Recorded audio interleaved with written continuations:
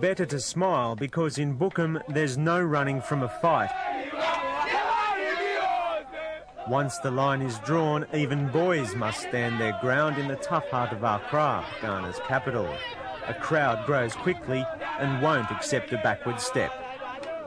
But these 11-year-olds are willing and fight in whatever gloves they can get. Boxing is in their blood and social standing is at stake.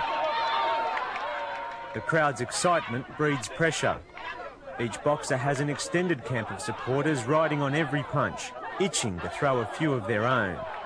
Everyone immersed in the action is from the Ga tribe. Its people live throughout Accra and the city's surrounds, but only in the small enclave of Bookham is boxing a way of life central to their identity.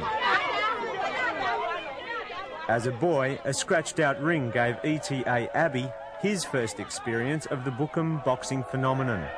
Now he's an expert in Ga culture. The other tribes, the other ethnic groups, are afraid to fight to see blood oozing. But we take delight in fighting. And if you feel like boxing, all you have to do is to clench your fists, roll it in the air, put it on your head and shout "do-do-do-do-do." If anybody wants to fight you, or he feels he can fight you, he will also respond "OIA," then you start fighting.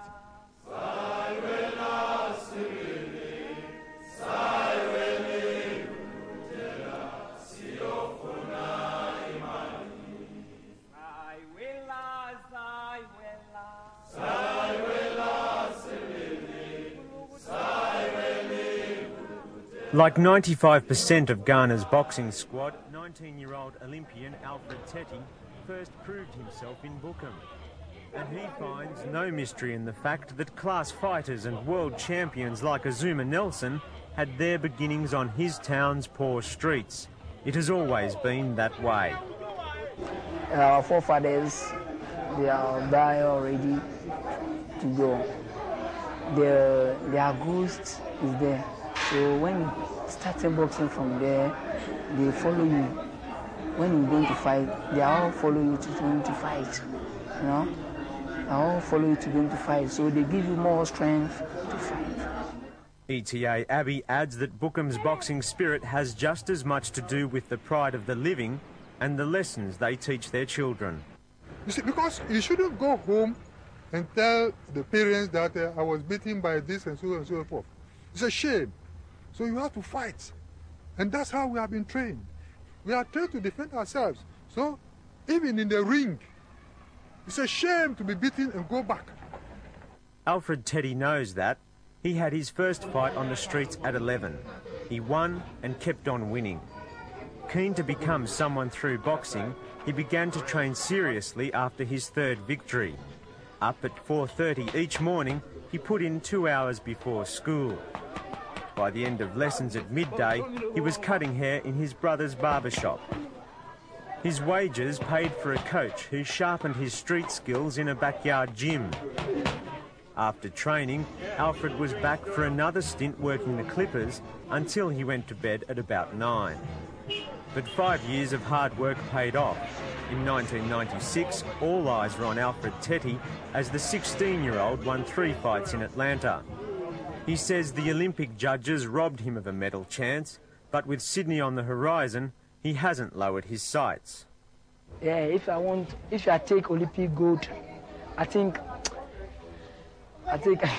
I'll feel so happy. So now I want to prove myself to these Olympian Games. I have to take gold for Ghana. Each weekday, Ghana's best amateur boxers join each other at Accra Stadium for Olympic squad training. Like Alfred, almost all call Bookham home, and their bond is obvious. But from a squad of 30, only a few will see Sydney in 2000. Competition for an Olympic spot is fierce. Athletes are expensive to send overseas, and Ghana's whole 1998 Commonwealth Games team in Kuala Lumpur numbered only 31.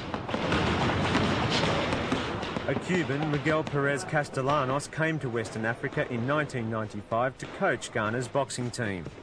He's learnt the Bukumboy's language and barks instructions in a broken mixture of Ga and English, all the while watching for the trademarks of a medal winner.